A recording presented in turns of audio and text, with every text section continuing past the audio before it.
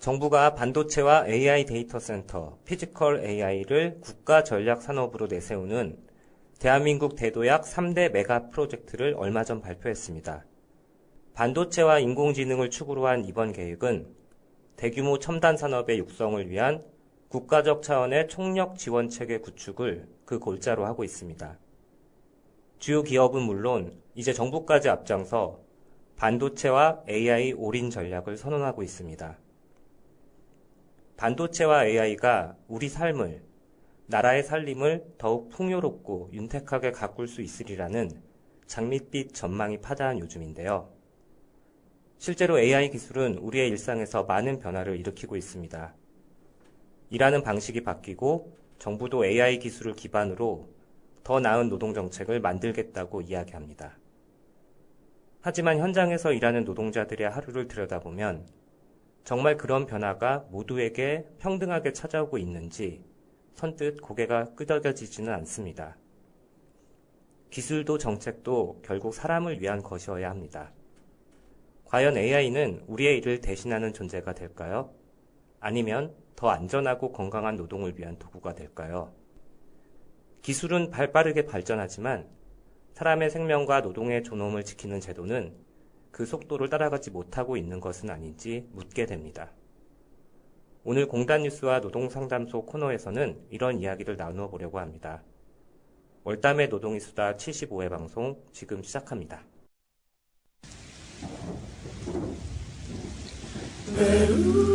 On a perfect day, I know that I can count on you.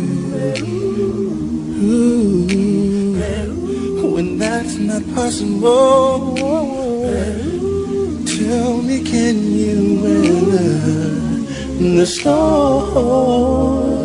'Cause I need somebody who will stand by me through the good times and bad times. She will always be right there. Sunny days, everybody loves them. Tell me, can you stand the rain? No, this we know for sure. This we know for sure. Can you stand the rain?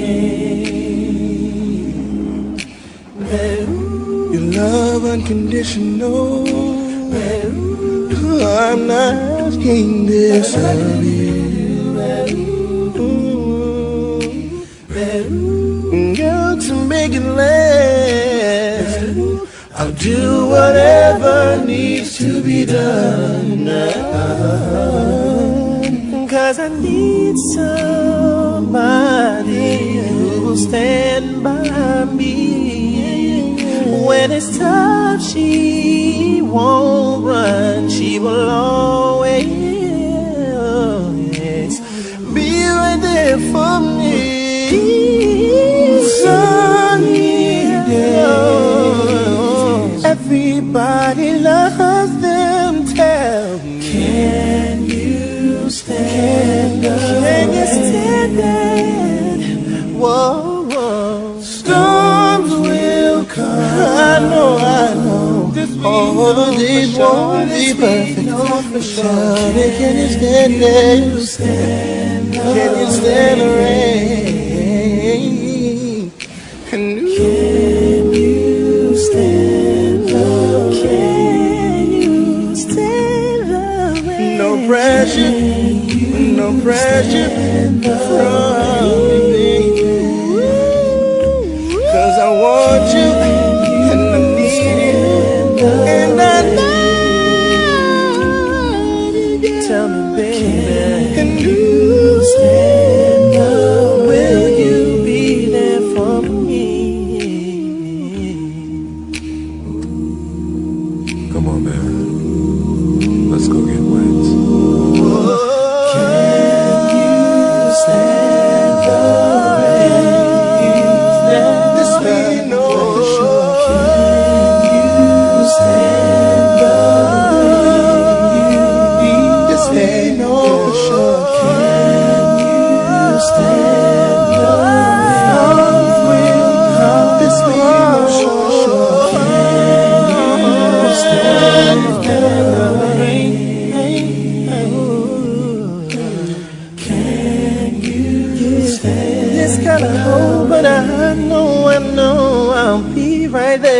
Yeah, you stand the rain.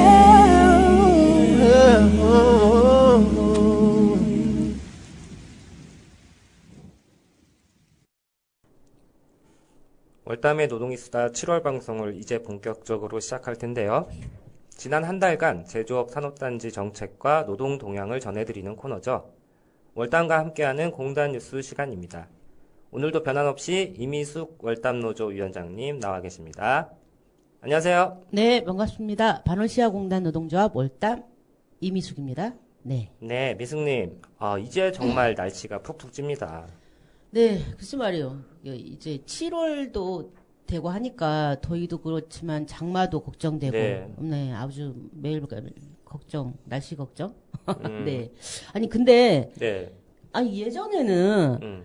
덥고 비 오고 춥고 이런 게 그냥 자연의 뭐 자연현상, 자연의 이치다 생각하면서 어쩔 네. 수 없다고 생각을 했는데, 요즘은 이게 인간이 만들어 놓은 재앙 아닌가라는 생각이 들어서 예. 화가 날 때가 많거든요. 아까 이게 음. 오프닝 말씀하시는 거 보니까 네. AI 데이터 센터 막 말씀을 하시던데, 요즘 반월공단에도 데이터 센터를 짓고 있어요. 그래요? 네. 데이터 센터를 아주 크게 짓고 있어서, 이 데이터 센터가 사실은 굉장한 움직이게 하는데도 굉장한 에너지를 그럼요. 필요로 하고, 그리고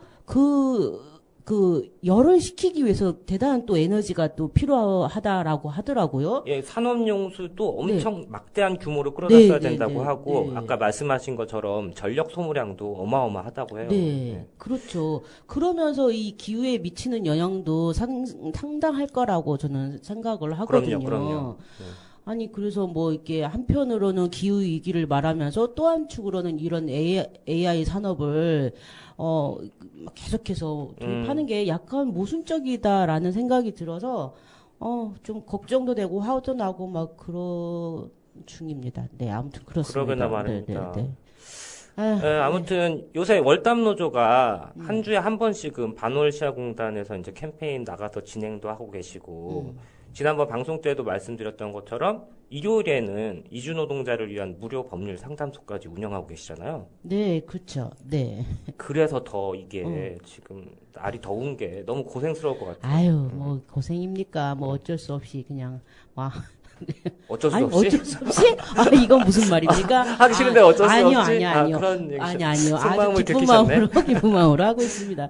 네. 저희야 그냥 일주일에 한두 번 이렇게 하는 건데, 네. 직접 현장에서 일하시는 분들은 얼마나 더 힘드실까 걱정스럽습니다. 네. 예. 그래도 월담노조 활동가 분들의 수고도 저희가 모두 기억하고 있습니다. 네, 예. 감사합니다. 기억해줘서. 아무튼 이렇게 힘든 계절에 네. 너무 고생이 많으십니다.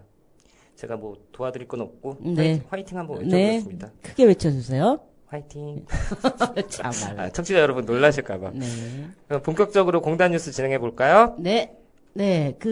용현님. 네. 최근에 고용노동부에서 이주 노동자들의 인권을 위한 새로운 제도를 발표했다고 하더라고요. 혹시 들어보셨어요? 네, 대본대로 하겠습니다. 외국인 인권 리더 제도 말씀이시죠? 아이고, 네. 그게 이제 6월 중순부터 말까지, 네네. 6월 말까지 모집을 진행했다고 하더라고요. 네. 그 한국 생활이나 이제 노동 환경에 익숙한 이주 노동자들이 직접 동료들의 인권 침해나 위험 사례를 찾아내고 도와주는 그런 제도라고 하던데요. 네, 맞습니다. 올해 처음 시범 사업으로 약 50명을 선발해서 1월부터 딱 1년 동안 활동을 하게 된다고. 7월부터. 네. 네. 50명을 선별해서 7월부터 딱 1년간 활동을 하게 된다라고 합니다. 그래서, 내년에는 한 200명까지 늘 계획이라고 하는데, 네. 지역사회에서 발생하는 부당 대우나 차별에 대해서 지방고용노동관서에 알리고, 피해 노동자에게 구제 절차를 안내하는 이런 통로 역할을 한다고 합니다. 네. 그 외국인 안전 리더가요. 네. 네. 그 취지 자체는 참 신선하고 좋아 보이는데요. 이 정부가 직접 다 들여다보지 못하는 이 사각지대에 대해서 현장 노동자들이 직접 모니터링을 한다는 거잖아요. 네.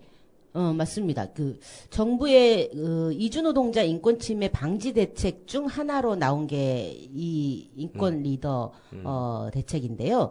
근데 저는 이 소식을 듣고 기대도 되지만 솔직히 걱정도 앞서긴 하더라고요. 어떤 부분에서 걱정이 되시는 걸까요? 네. 현실적으로 이 인권 리더들이 공장의 높은 담벼락을 넘어서 사업장 내부 사정을 얼마나 들여다볼 수 있을까 하는 의문이 들었습니다. 이주 노동자들이 주로 일하는 작은 뭐 제조 공장이나 농축산업 현장은 외부인이 접근하기 좀 어렵잖아요. 그쵸. 그래서 인권 리더 본인들도 자기 생업이 있을 텐데 이게 현장을 얼마나 접근할 수 있을지 걱정이 되긴 하더라고요. 네. 예. 말씀을 듣고 보니 정말 그렇겠네요. 현장 모니터링이 실질적으로 가능하려면 사업주들이 문을 열어주거나 제도적인 조사 권한이라도 조금이나마 뒷받침이 되어야 하는데 순수한 자발적 활동만으로는 한계가 명확할 거잖아요. 네. 게다가 더 근본적인 문제가 빠져 있다고 지적되고 있습니다. 노동계나 이주노동자 지원단체에서 끊임없이 지적하는 게 뭔지 아시죠? 네, 정말 압니다. 네, 그렇죠. 바로 사업장 변경의 자유입니다. 네네. 네. 맞아요. 그 얘기가 매번 나오죠. 그 이주 노동자들이 부당한 대우를 받거나 위험한 환경에 노출되어도 어쩔 수 없이 참을 수밖에 없는 가장 큰 이유가 내 마음대로 직장을 옮길 수 없게 묶어놓은 제도 때문이잖아요. 맞습니다. 근본적인 원인인 사업장 이동의 자유는 꽉 막아둔 채로 현장 감시자 역할을 할 인권 리더만 뽑는다고 하니까 일각에서는 빚 좋은 개살구 아니냐라는 비판이 나오는 것도 무리는 아니라고 생각됩니다. 맞아요. 진짜 문제를 해결하지 않고 겉포장만 바꾼 느낌을 지울 수가 없는 것 같습니다. 네. 네, 미숙님 말씀을 듣고 보니까 고개가 절로 끄덕여집니다. 아이고, 네. 예. 그 구조적인 문제는 그대로 둔 채, 뭐, 힘들면 옆 사람한테 말해라, 라고 얘기하는 게 사실은 좀 어불성설 아닌가 싶기도 하거든요. 하지만 그렇다고 해서 이 제도를 마냥 부정적으로만 볼 필요는 없지 않나요? 어쨌든 이주노동자들이 억울한 일을 당했을 때, 뭐, 언어상의 장벽이라든지 정보 부족 때문에 끙끙 앓는 경우가 허다하다고 들었거든요. 그렇죠. 네. 그러니까 같은 나라 출신의 그리고 이제 국내 사정에 익숙한 인권 리더가 곁에 있다는 것만으로도 어쩌면 심리적으로 큰 의지가 될 수도 있고, 실제로 공식적인 구제 절차로 연결해주는 징검다리 역할만큼은 톡톡히 할 수 있지 않나 싶어요. 통로가 하나라도 더 늘어나는 건 분명 의미가 있지 않을까요? 네. 그 부분은 저도 동감을 합니다. 예. 자꾸 소외된 사업장일수록 이주노동자들이 철저히 고립되기가 쉬운데요. 인권 리더들이 그 고립을 깨는 첫 단추가 되어준다면 참 좋겠다는 생각을 해봅니다. 정말. 그래서 취지를 살리려면 정부도 이분들의 활동을 그냥 뭐 생색내기용으로만 둘 게 아니라 현장의 목소리를 언제나 들을 수 있도록 통로를 잘 마련을 해주고 이렇게 모아진 내용들을 제대로 된 감독을 통해서 문제 해결에 적극적으로 나서줘야 이번 대책이 그나마 효과를 낼 수 있지 않을까 생각이 됩니다. 네, 맞습니다. 제도가 제 기능을 하려면 정부의 강력한 의지가 뒷받침되어야겠죠. 강력한 의지와 지원이 뒷받침되어야 할 것 같습니다. 이번 시범 사업을 통해서 현장의 목소리가 좀 제대로 전달이 되고 궁극적으로는 독소조항 같은 제도 개선까지 이어지길 바라보겠습니다. 7월부터 활동을 시작할 50명의 외국인 인권 리더분들의 활약을 역시 저희도 기대하고요. 네. 다음 소식으로 넘어가 볼까요? 네. 영현님, 네. 최근 그 울산 HD 현대중공업에서 일하는 이주 노동자들의 대규모 투쟁 소식 들으셨죠?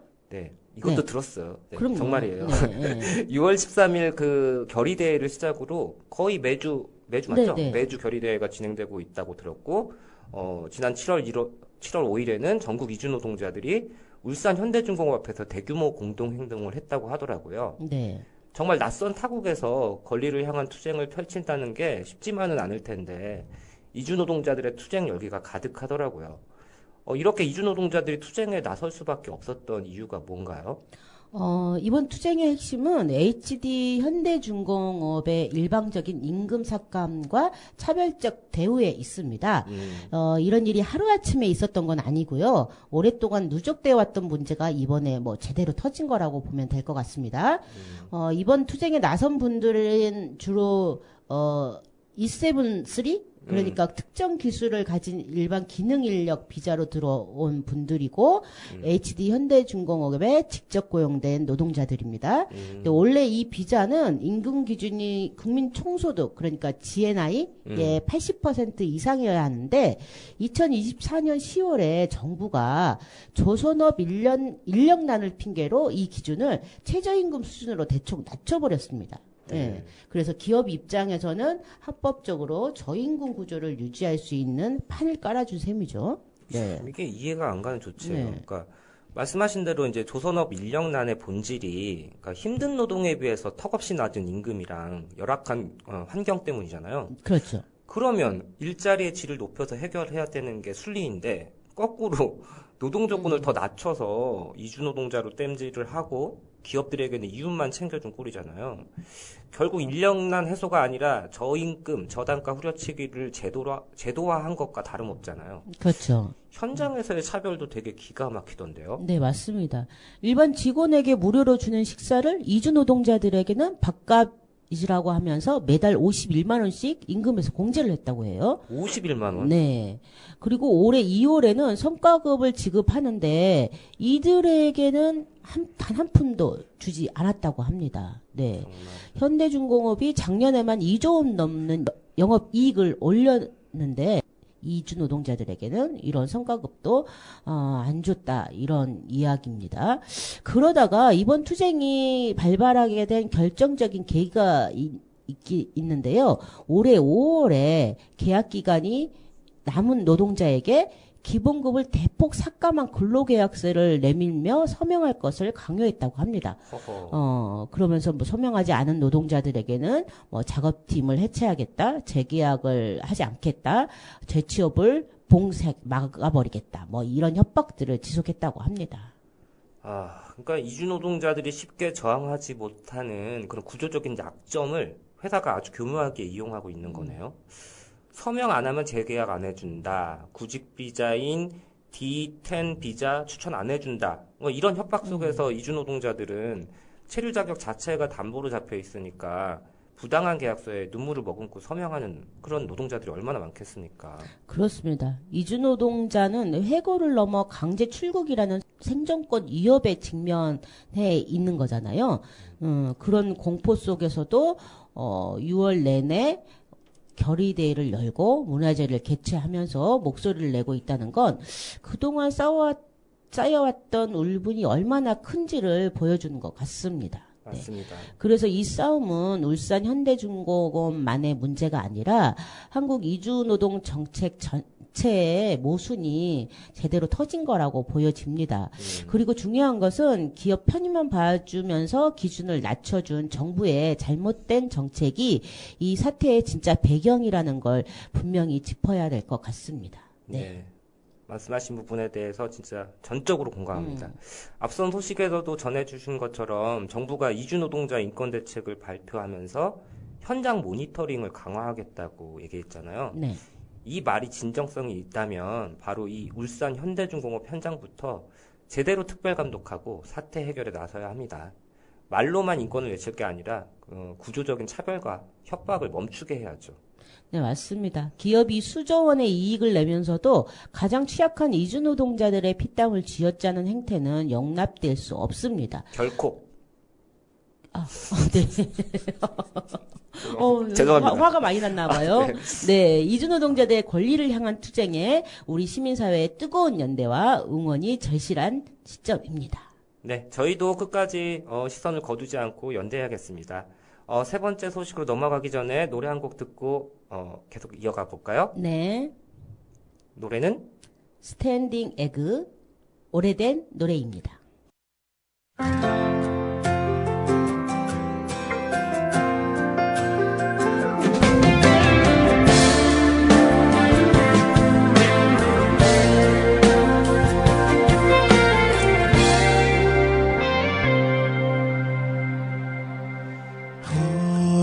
오래전에 함께 듣던 노래가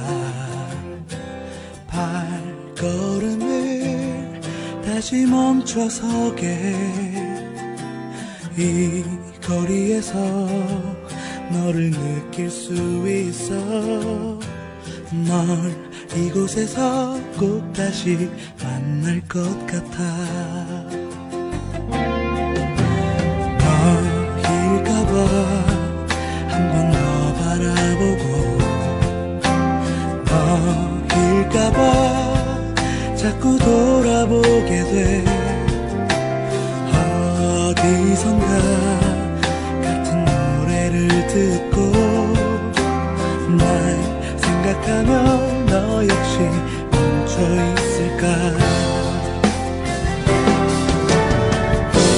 오래전에 함께 듣던 노래가 거리에서 내게 우연히 들려온 것처럼 살아가다 한 번쯤 우연히 만날 것 같아 사랑했던 그 모습 그대로 내 사랑이 그대로인 것처럼 발걸음이 여길 찾는 것처럼 꼭 만날 거야 지금 이 노래처럼 날 사랑하는 네 맘도 같을 테니까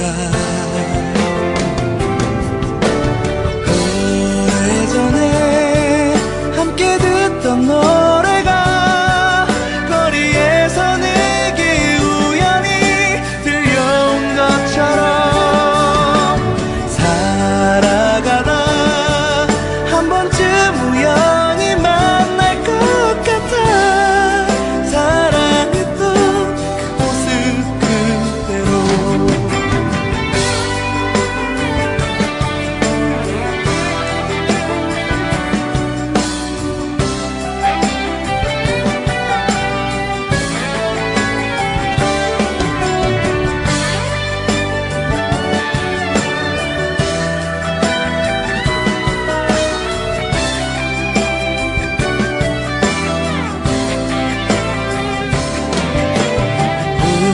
운명처럼 아니면 우연처럼 우리가 다시 예전처럼 만날 수 있다면 너에게 나 해주고 싶은 말이 하나 있어 널 다시는 놓치지 않을게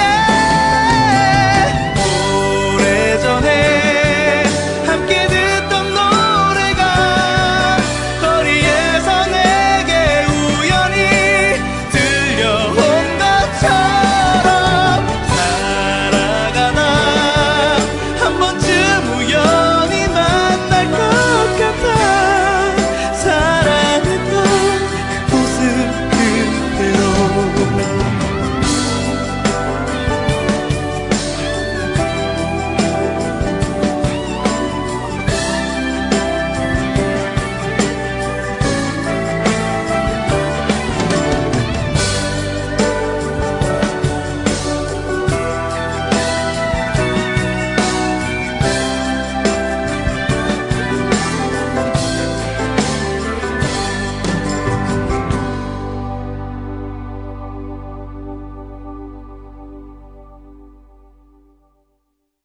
예, 노래 듣고 오셨고요. 또 바로 이어가 보겠습니다.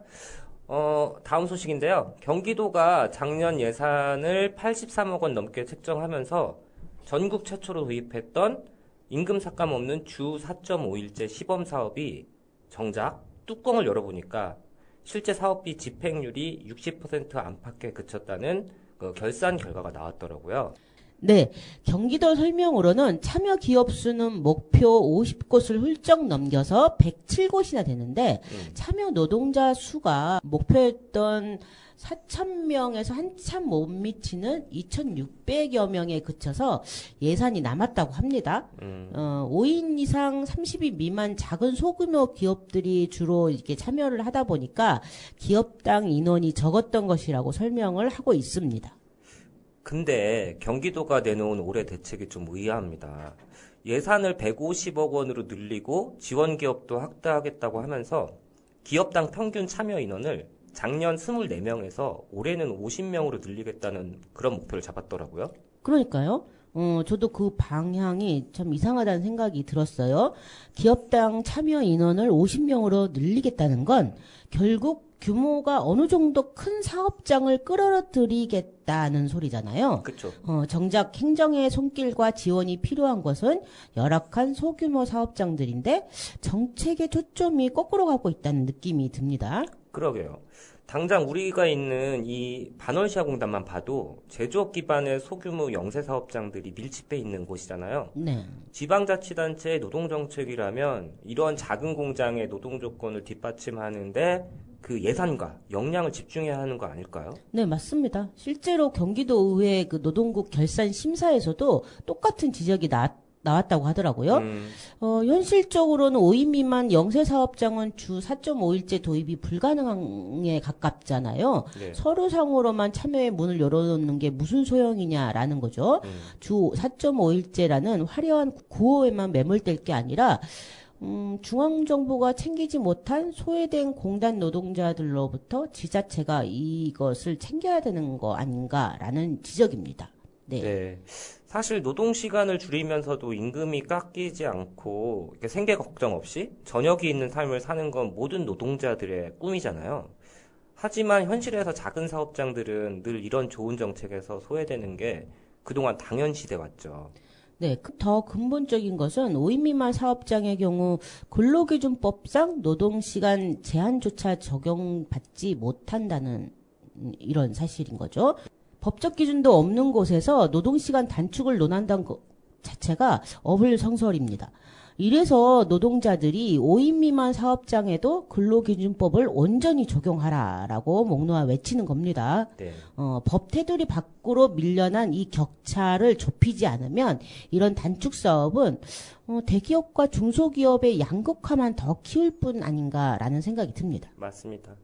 이 구조적인 구멍은 그대로 두면서 겉포장만 번지르르하게 바꾸려고 하니까 삐걱거릴 수밖에 없는 거죠. 이런 문제를 그냥 두고 보지만은 않아야 할 것 같은데요. 월담노조에서는 올해 하반기에 작은 사업장 노동자들의 노동시간 실태를 대대적으로 조사하고 분석할 계획이라지요? 어떻게 하셨어요? 네, 대대적으로. 깜짝 놀랐습니다, 저도. 아, 네. 저도 깜짝 놀랐네요. 네, 탁상 행정으로 나온 정책이 아니라 공단 현장 구석구석에서 일하는 노동자들의 진짜 목소리를 담아내겠다는 게 목표입니다. 오. 네, 모든 노동자에게 건강하게 일하고 온전하게 쉴 권리가 보장될 수 있도록 이번 실태조사가 실효성 있는 정부 정책을 견인하는 강력한 지렛대가 되었으면 좋겠습니다. 아, 믿습니다. 예. 네, 경기도 역시 남은 예산을 어떻게 하면 큰 기업에 몰아줄까 이렇게 행정 편의적인 사고방식으로 나갈 게 아니라 공단 구석의 작은 일터까지 이 온기가 번져나갈 수 있도록 정책의 나침반을 다시 세워야 할 때입니다. 네. 자, 이제 마지막 소식입니다. 미숙님, 6월 24일이 벌써 아리셀 참사 2주기였습니다. 네. 참사 현장에서 희생자분들을 기리는 추모제가 열렸는데요. 2년이라는 시간이 흘렀음에도 여전히 유족들의 눈물과 분노는 가라앉지 않고 있습니다. 안전한 세상을 만들겠다는 약속이 무색할 만큼 현실은 너무나 참담합니다. 네, 맞습니다. 무엇보다 2주기를 앞두고 대법원 앞에서도 엄중 처벌을 촉구하는 기자회견이 있었습니다. 예, 많은 이들이 공분하게 만든 건 역시 2심 재판부의 감형 판결이었습니다. 맞아요. 1심에서 중대재해처벌법 위반 등으로 징역 15년이 선고됐던 박순관 대표와 박중원 본부장이 2심에서는 각각 징역 4년과 7년으로 형량이 뚝 떨어졌습니다. 네. 네. 2심 재판부가 감형 이후로 유족 및 부상자들과의 합의를 들었던데 참 비정하다는 생각이 듭니다. 시민사회에서 이게 법원의 2차 가해라고 강하게 비판하는 이유도 거기에 있는 것 같아요. 거대 기업과 가해자 앞에서 가장 취약한 처지에 놓인 피해자들이 마지못해 선택해야 했던 그런 상황을 가해자에게 면죄부로 써버린 꼴이니까요. 네, 완전히 본말이 전도된 판결인 거죠. 네. 네. 게다가 더 기가 막힌 건 가해자들의 태도입니다. 마지막 법원 판결을 앞두고 박순관 대표 측이 중대재해처벌법에 대한 이원 법률 제청을 신청했다고 합니다. 법 자체의 정당성을 흔들어서 어떻게든 처벌을 피해보겠다는 속셈이 너무 투명하게 보입니다. 그러게요. 대법원이 만약 이 신청을 받아들이면 헌법재판소 결정이 나올 때까지는 재판이 무기한 지연될 수밖에 없잖아요. 네. 참사 책임자로서 일말의 반성이나 죄책감이 있다면 감히 부릴 수 없는 꼼수겠죠. 재판을 길게 끌면서 유족들을 지치게 만들려는 그런 꼼수인 것 같은데요. 네. 사법부가 여기에 휘둘려서는 절대 안 될 것 같습니다. 네. 그리고 법적 공방도 공방이지만 제가 가장 가슴 아팠던 건 아직도 유해가 제대로 수습되지 못했다는 사실입니다. 네. 현장에 유해가 더 남아있을 수 있다는 유족의 눈물 섞인 요구를 2년 동안 귀담아 듣지 않고 있다가 이제서야 겨우 수습 방안을 논의하는 단계라고 합니다. 정부의 이 무책임하고 무관심한 태도를 도대체 어떻게 이해해야 할지 잘 모르겠습니다. 네. 맞습니다. 2년 동안 유족들이 느꼈을 고통과 슬픔은 사실 상상조차 하기 어려운데요. 비상식적인 감형 판결에 반성 없는 가해자들, 그리고 정부의 무관심까지 삼중고를 겪으신 거잖아요. 다행히 지난 6월 22일에 참사 현장에 추모 표지석이 세워졌고 6월 24일 추모제에서는 희생자 23분의 이름을 한 분 한 분 불렀습니다. 잊지 않겠다는 다짐이죠. 그렇죠. 이름을 부르는 것부터가 기억과 투쟁의 시작이니까요. 네. 아리셀 참사는 우리 사회가 이주노동자 목숨을 어떻게 취급하고 있는 나라인지 적나라하게 보여준 비극이었습니다.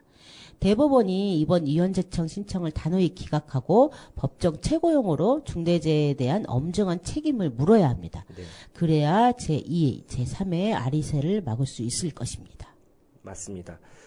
가해자들에게 합당한 처벌이 내려지고 온전한 유해 수습과 진상규명이 이루어질 때까지 우리 사회가 이 싸움을 외롭게 두어서는 안 될 것입니다.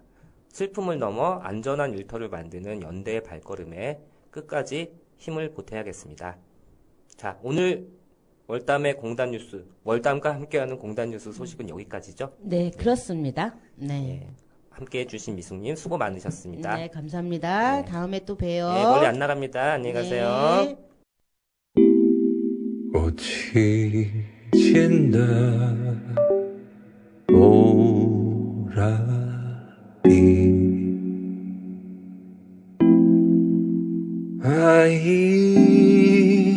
아이리스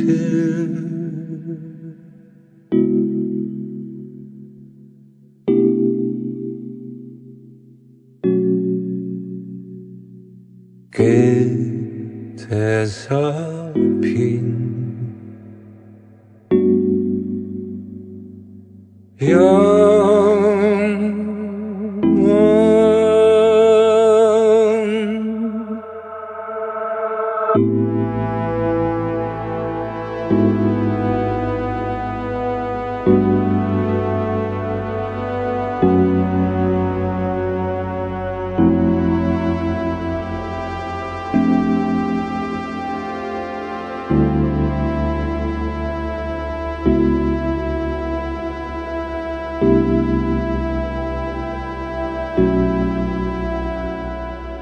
그대 눈이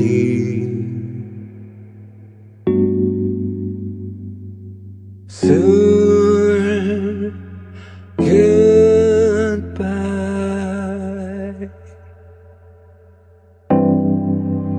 그런 곳이 있다면 참 좋겠어 좀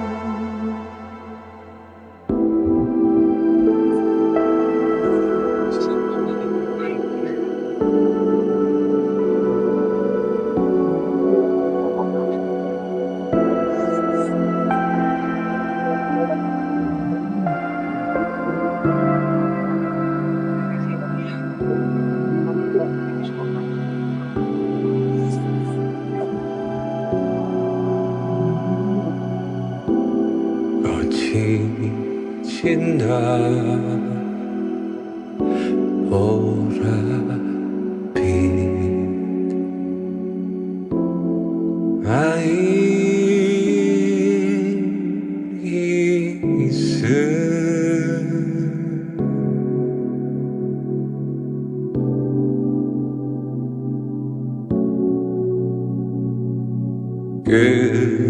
끝에서 핀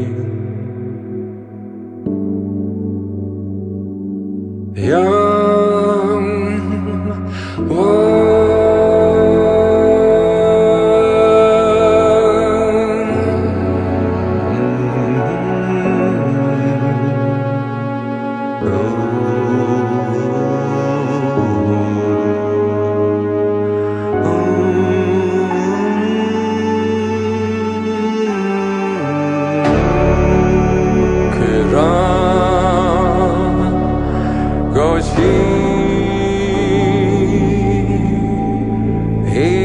있다면 참 좋겠어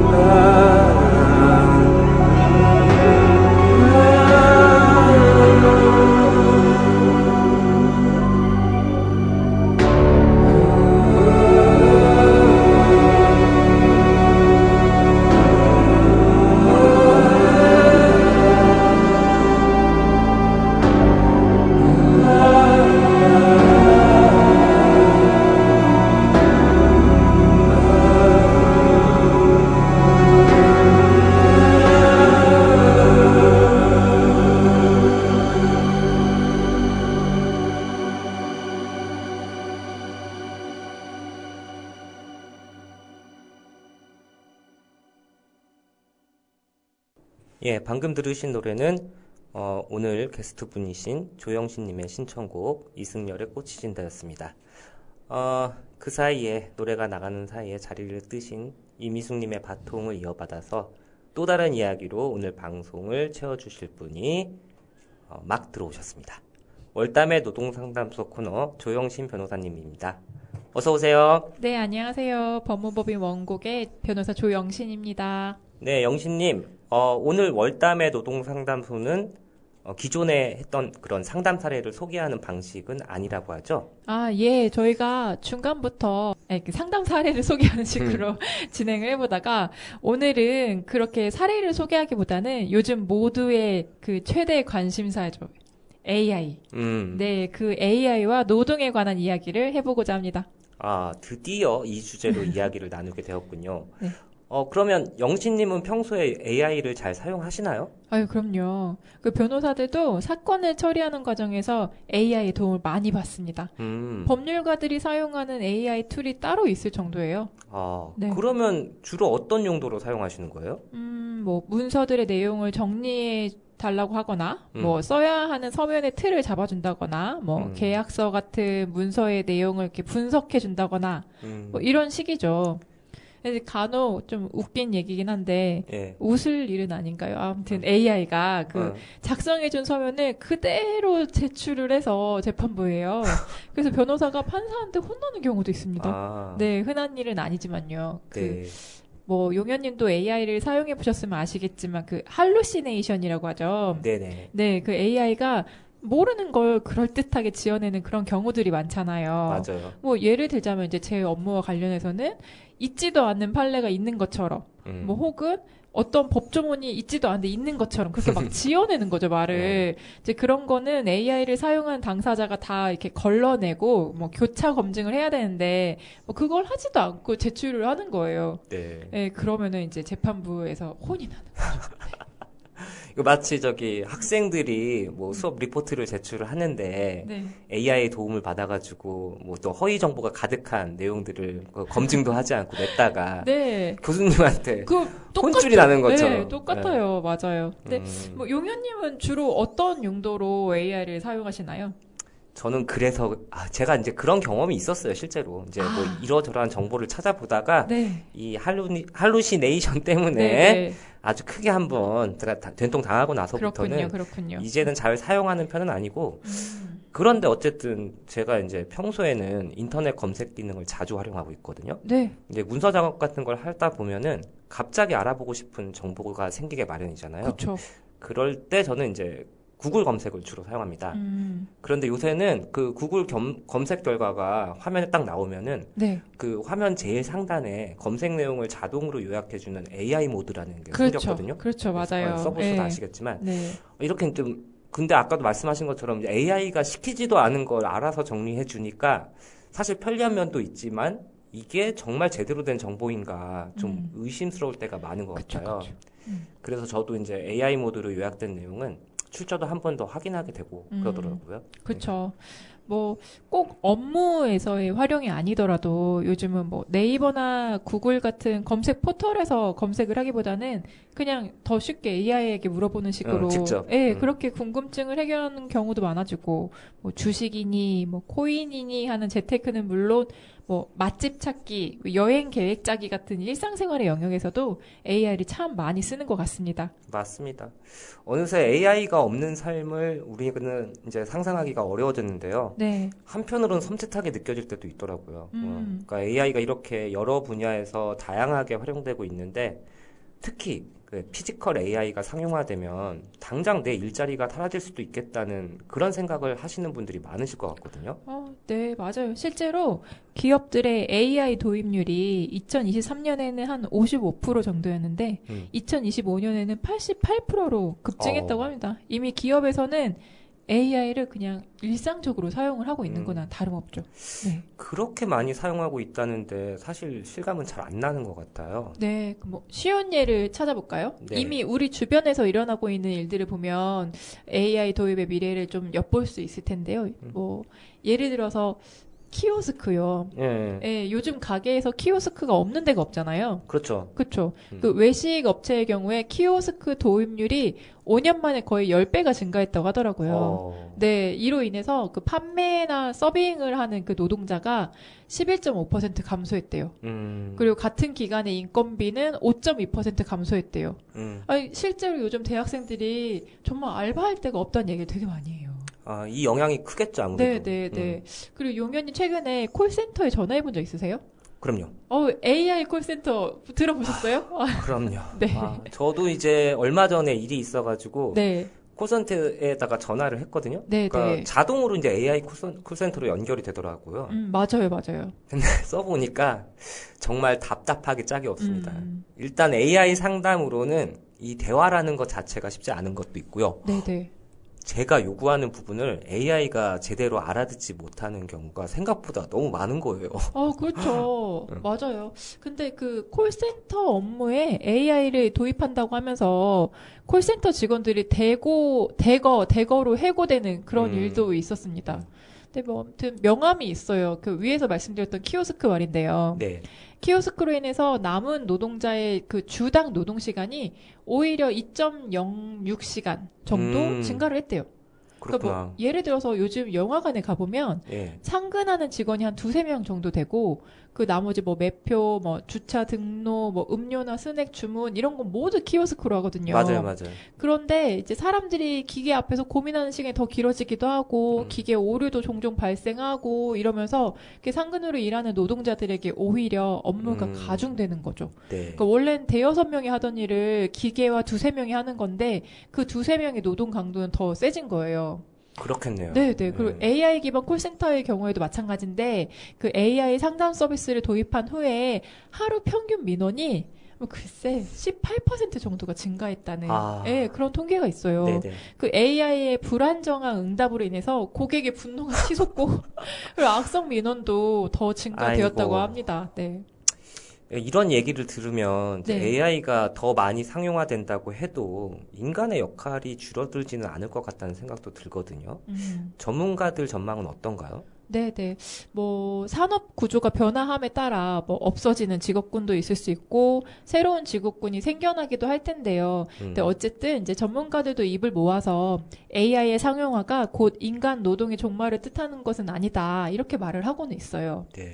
그 위에 콜센터나 키오스크 사례에서 보여주듯이 결국 사람이 해야 하는 일들이라는 거죠. 네. AI는 일종의 도구일 뿐이고요. 음, 네, 그 AI로 인해서 29세 이하 청년층의 신규 채용이 뭐 급감했다, 뭐 이런 암울한 뉴스들이 들리지만 오히려 더 늘어나고 있는 직업군도 있다고 하고요. 그렇군요. 네. AI가 이렇게 노동에 깊숙하게 편입되면서 그로 인한 부정적인 영향도 무시할 수 없을 것 같아요. 네, 맞아요. 그 미국의 경우에는 알고리즘 경영이라는 말이 있는데요. 그 AI가 인사권을 담당하는 비중이 최근에 되게 많이 높아졌다고 해요. 그러니까 채용, 업무 배정, 뭐 성과 평가, 아니면 보상, 징계 이런 분야에서도 AI를 활용하는 거죠. 아, 이미 미국 기업의 한 약 90%가 이 알고리즘 경영을 도입한 상태라고 합니다.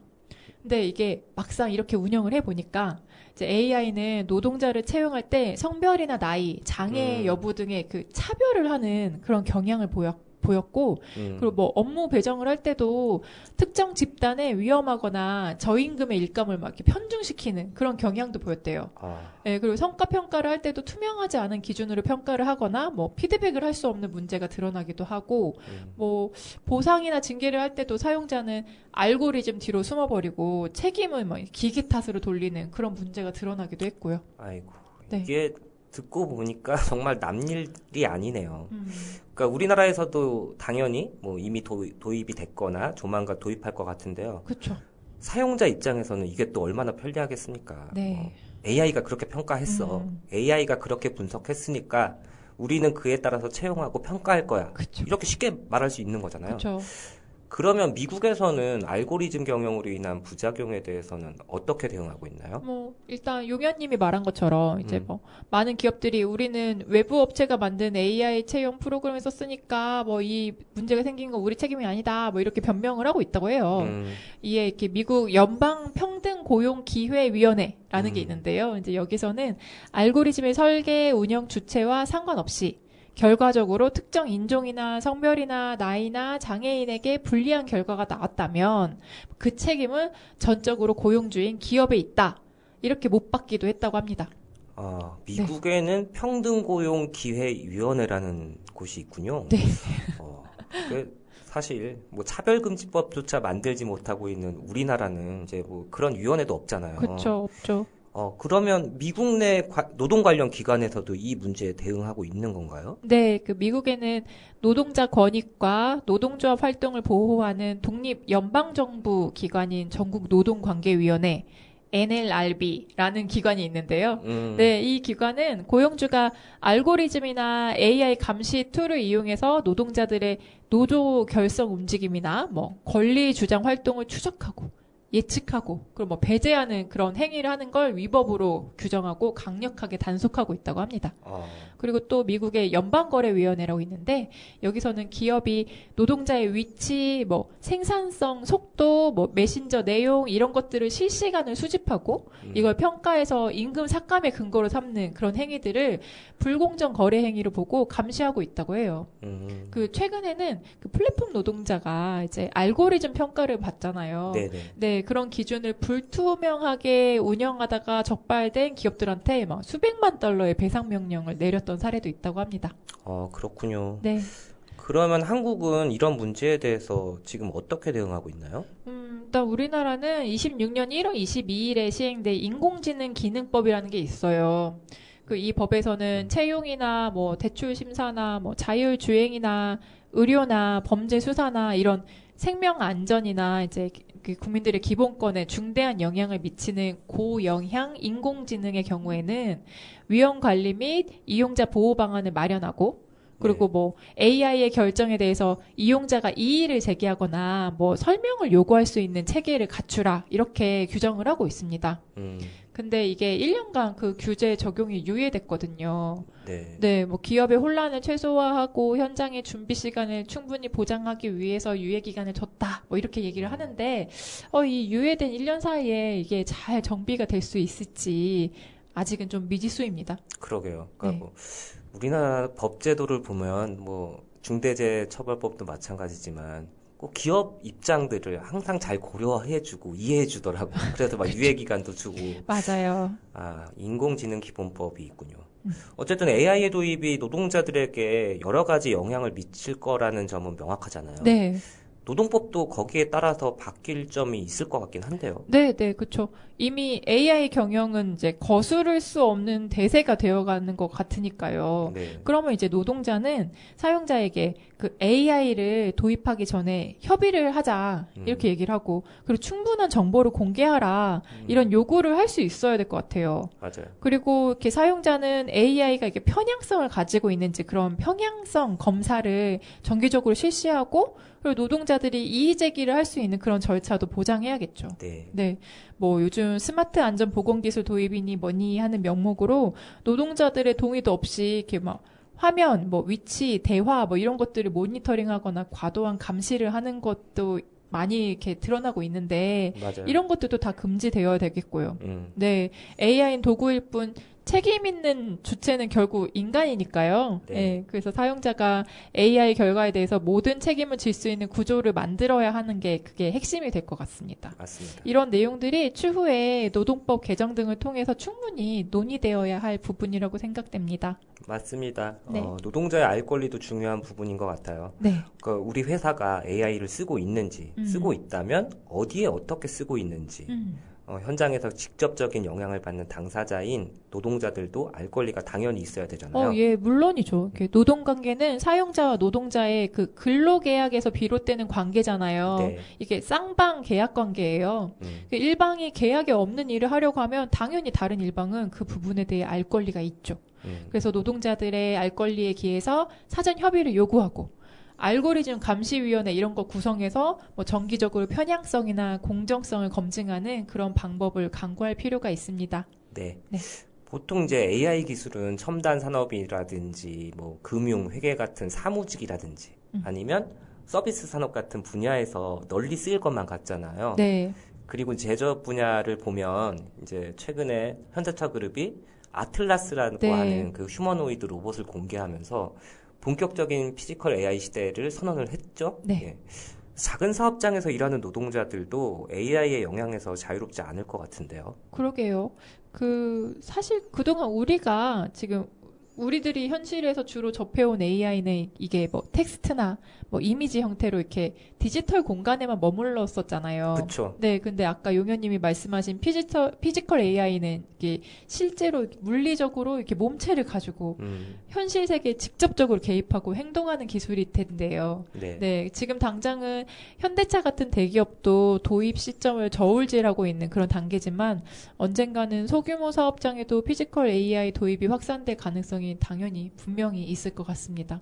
예, 네. 확실히 지금 당장은 아니겠지만 앞으로 피지컬 AI가 상용화돼서 뭐 예를 들어서 이제 대량 양산 시스템도 갖추고 값싸게 보급되는 그런 날들이 오면 네. 그땐 정말 작은 사업장 노동자들에게도 현실적인 고민거리로 다가올 것 같아요. 네, 아마 청취자 여러분들도 대부분 동의하시겠지만 이 소규모 사업장에 피지컬 AI가 도입되는 것은 긍정적인 영향보다는 부정적인 영향이 분명히 더 클 것 같거든요. 그렇죠. 네.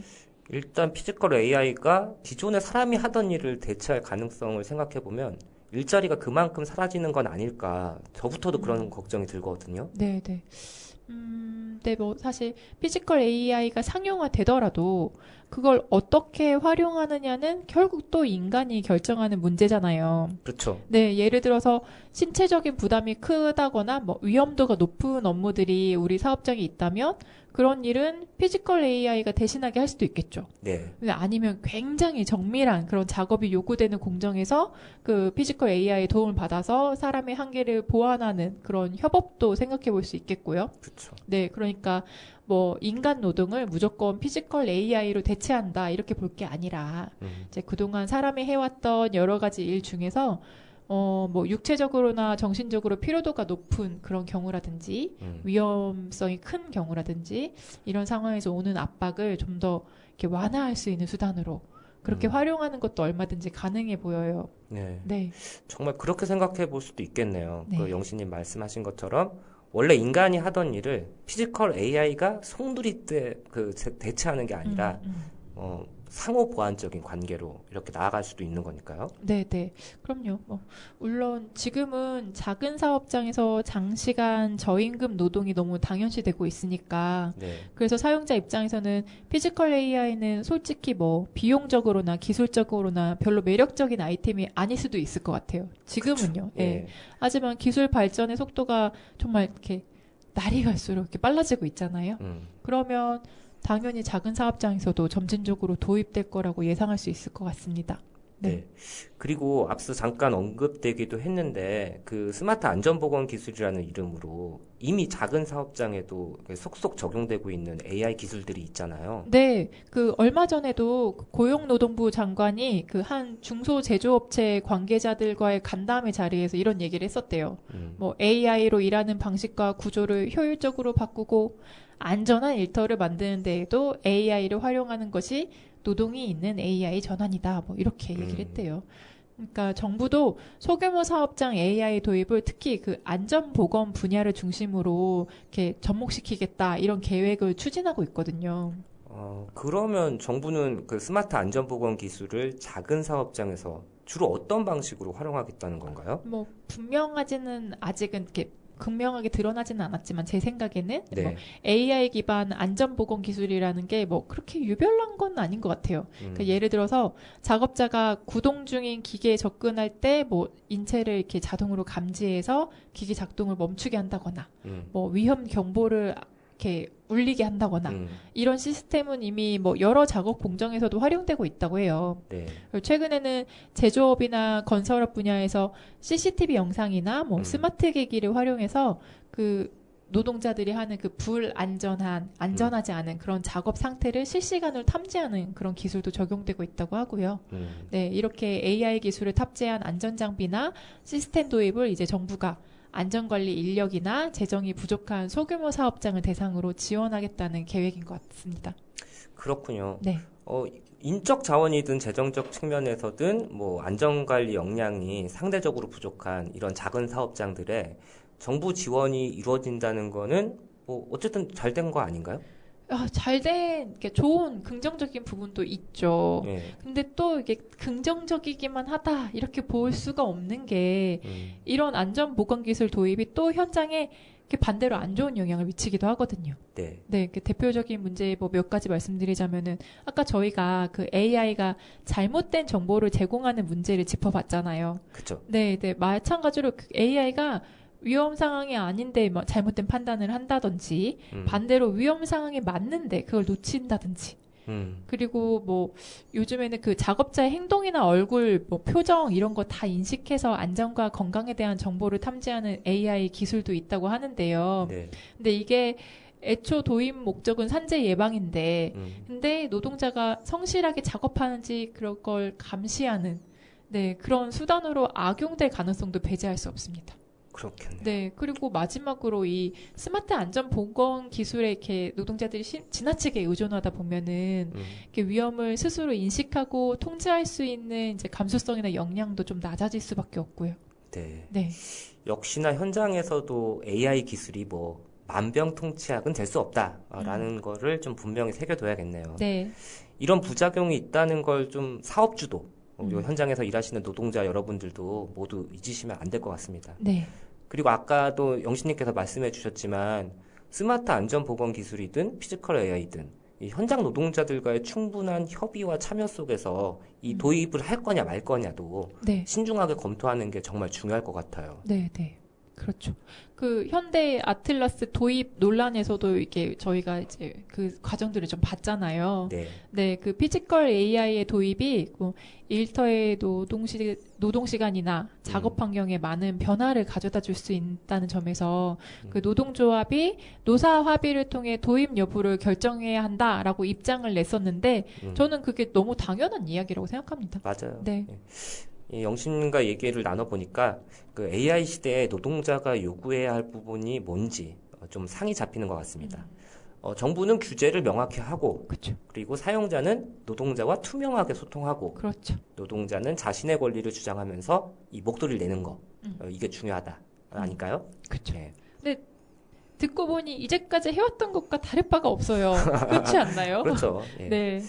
이게 기술과 인간이 공존하는 노동의 미래가 어떨지는 결국엔 뭐 얼마나 잘 대비하느냐에 달려 있을 것 같고요.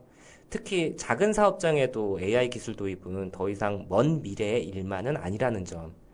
결국 모든 기술이 그렇듯이 AI 또한 노동자의 알 권리, 참여할 권리가 보장되어야만 현장에서 나타날 수 있는 위험이나 부작용을 줄일 수 있다는 점을 오늘 노동상담소 시간을 통해서 살펴봤습니다. 네.